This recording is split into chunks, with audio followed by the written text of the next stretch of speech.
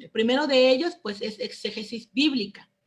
Y aquí empezamos con qué es exégesis, ¿verdad? Tenemos que empezar definiendo qué es exégesis. Y bien, aquí vemos una pequeña definición o concepto.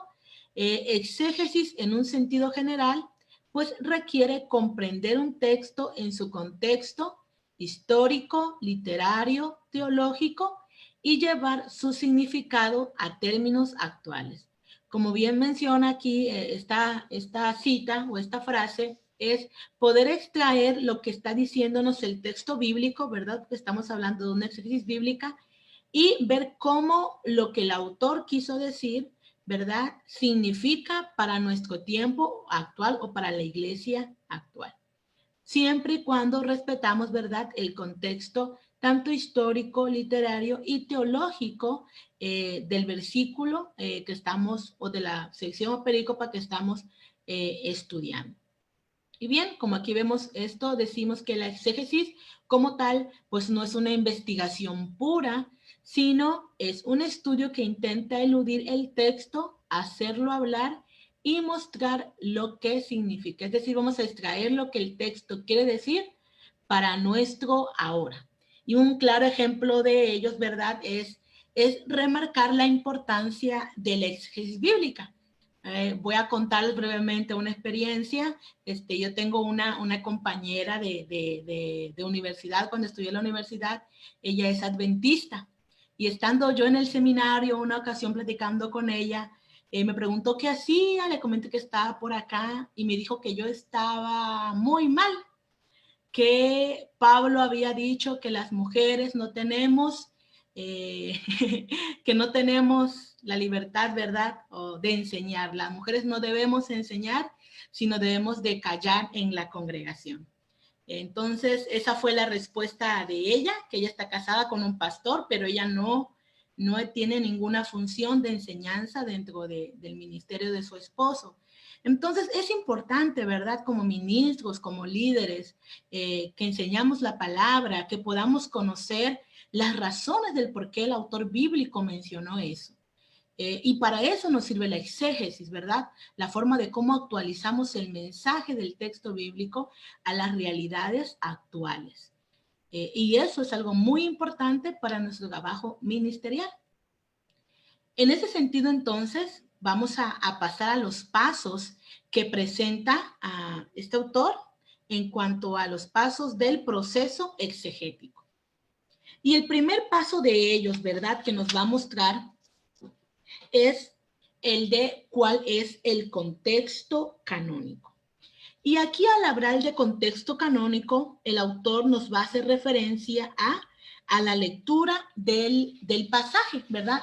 Es importante que podamos leer cuál es el pasaje que estamos utilizando para elaborar nuestra exégesis. En este pasaje nosotros debemos de identificar a qué sección pertenece, digámoslo así, nuestro pasaje. Recordemos, ¿verdad?, que la Biblia presenta diferentes estilos literarios y algunos los han dividido, hemos escuchado hablar el Pentateuco, ¿verdad?, libros históricos, libros poéticos, ¿verdad?, libros proféticos o de los profetas, ¿verdad?, la división del Antiguo Testamento. En el Nuevo Testamento encontramos los evangelios, encontramos las cartas paulinas, encontramos las epístolas, y tenemos también, ¿verdad?, las cartas pastorales, tenemos lo que es Apocalipsis, el género apocalíptico, y bueno, hay que comprender, ¿verdad?, cuál es el contexto del pasaje que estamos leyendo, identificando a qué género literario pertenece. Entonces, este es el primer paso según nos presenta en nuestro autor. El número 2, y el número 2 en este proceso exegético nos llama a ir al texto original. Es decir, hay que acudir a los idiomas bíblicos, ¿verdad? En el caso del Nuevo Testamento, bueno, aquí vemos una imagen, ¿verdad? Tenemos el griego. Yo sé que esto tal vez no lo podamos aplicar ahorita, en su momento ustedes lo van a hacer, así que no se preocupen. Sin embargo, bueno, si queremos conocer el idioma original, que sí lo queremos ver, de la escritura bíblica, en el caso del Nuevo Testamento, pues tendríamos que ir a a una versión original. Ahorita hay muchos programas que nos permiten acceder a Eastword, por ejemplo, tiene la versión de, ya con la versión del griego, en el caso del Nuevo Testamento. Entonces, esta parte es importante. ¿Por qué? Porque vamos a poder comprender un poquito, ir con más precisión a ver qué es lo que nos dice el texto original a partir de la identificación de palabras, a partir de la identificación de figuras literarias también. Y eso va a ser importante al momento nosotros de abordar el estudio del texto bíblico. Bien, si ustedes ven ahí en su lectura, vienen algunas herramientas que nos van a permitir ir al texto bíblico original. Y bien, la tercera pregunta, ¿qué dice el texto? Tengo que avanzar porque se me está yendo el tiempo. Pero en qué dice el texto vamos a poder utilizar, ¿verdad? Algunos diccionarios, ¿verdad? Hay algunos diccionarios bíblicos. A lo mejor encontramos ahí una palabra en griego. Vamos a buscar el significado de la palabra. Y es básicamente eso, ¿verdad? ¿Qué está diciendo el texto? Hablando del texto original. El número 4 es ¿qué significa el texto? ¿Y en qué significa el texto? No es nada más la traducción como tal o la traducción literal del texto. Aquí es que podamos ir al significado de las palabras, ¿verdad? Al significado de las palabras y a la estructura propia de lo que del pensamiento que nos está planteando, en este caso, el autor bíblico. Para eso podemos utilizar algunas concordancias, ¿verdad? Algunos diccionarios teológicos que nos permitan aportar claridad a lo que el texto significa como tal. Hasta aquí no nos hemos movido del texto. Seguimos todavía en lo que el texto literalmente o textualmente nos está queriendo decir. De allí pasamos al punto número 5 o a la pregunta número 5, que aquí es conocer el contexto geográfico e histórico social del pasaje. Es decir, ahora sí vamos a irnos a algunos comentarios, algunos atlas bíblicos podemos utilizar también algunas herramientas bíblicas que nos permitan conocer algunos comentarios culturales del mundo bíblico, ¿verdad? Cómo se vivía en aquella época, qué se creía en aquella época, que nos permita conocer la realidad en la cual el mensaje se está diciendo. Y bien, ahí podemos utilizar mapas, podemos utilizar también algunas notas que nos muestran cómo la gente vestía, qué es lo que la gente comía, cuáles son las costumbres de la época, que nos permiten identificar en qué situación histórica se dijo, pues lo que se dice, ¿no? Según la parte del estudio que estemos realizando, el versículo bíblico.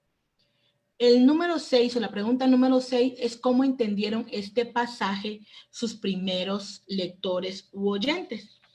Y en este paso de la exégesis se averigua cuál fue el significado pues histórico, ¿verdad? Y teológico del texto. ¿Qué significó? Les ponía el caso de que las mujeres callen en la congregación, ¿verdad? ¿Qué significó a los lectores de aquel tiempo? Pues esta indicación de Pablo.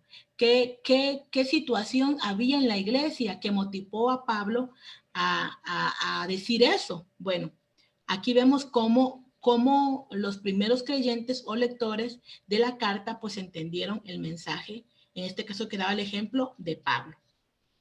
Y número 7, ¿verdad? ¿Qué mensaje tiene este pasaje para la iglesia hoy? Es decir, si utilizamos el mismo ejemplo, ¿verdad? ¿Se aplica ese mismo pasaje para hoy? ¿Hoy la mujer también debe callar en la congregación? ¿O solamente fue una indicación que Pablo dio respondiendo a una situación social de la iglesia? Bueno, es aquí donde nosotros vemos si este mensaje tiene relevancia y tiene incidencia en la iglesia de hoy. Si nos damos cuenta, pues es un proceso que va paso a paso. Si ustedes se atreven a revisar otros autores, van a ver que algunos otros autores proponen otras formas de llevar el proceso exegético. Sin embargo, son los mismos elementos, a veces señalados en diferente orden. Y bien, después de haber visto brevemente, ¿verdad?, los pasos, ya hay un formato de entrega o hay una forma de entrega que difiere un poco, ¿verdad?, al proceso. Si dijéramos que este trabajo queremos entregarlo impreso o entregarlo como un producto de alguna clase, pues esta sería la estructura, ¿verdad? La introducción debe contener lo que es el pasaje escogido, o sea, la sección que se investigó, las razones que nos llevaron a escoger ese pasaje, por qué queremos investigar sobre él, cuál es el contexto canónico del pasaje, ¿verdad? En este caso es autor, la paternidad literaria, quién escribió ese libro, la fecha, en qué tiempo lo escribió, la audiencia, para quién lo escribió, ¿verdad? Y las interrelaciones literarias. Debemos encontrar, ¿verdad?, algunos elementos que armonizan el pasaje con los mismos pasajes dentro de la sección donde está escogido dicha perícopa o dicho versículo en sí. Y tenemos también el contexto histórico, geográfico, socioeconómico, es decir, el contexto social o la realidad social que acompañaba o en la cual se hacía presente este versículo bíblico que estamos investigando.